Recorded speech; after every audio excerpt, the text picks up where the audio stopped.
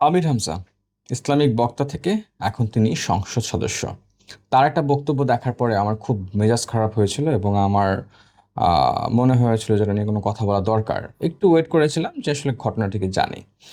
তারপর যখন ভিডিওটা সামনে আসলো, উপরওয়ালার দোষ দেয়।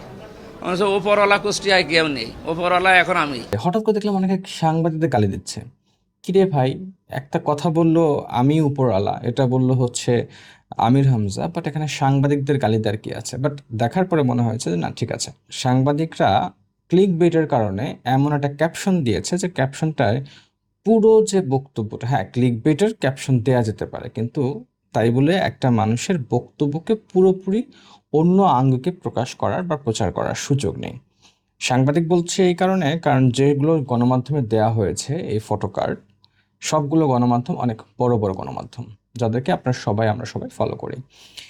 আপনারা বক্তব্যটা শোনার পরে বা এই ভিডিও দেখার পরে একটু কমেন্ট করেন তো, যে আমির হামজা যেটা বলেছে সেটা আসলে ঠিক বলেছে কিনা। সদরে জানিয়েছি এবং সময় দিয়েছি, এগুলো পাল্টাতে হবে। ওনারাও প্রথমে অন্তত ভুল স্বীকার করে এমনকি মাপ চাইছে যে এটা আসলে আমাদের কন্ট্রোলের বাইরে ছিল, এবং উপরওয়ালার দোষ দেয়। অথচ উপরওয়ালা কুষ্টিয়ায় কেউ নেই, উপরওয়ালা এখন আমি। সুতরাং যা হবে, কিছু হলে আমারে জানাবেন।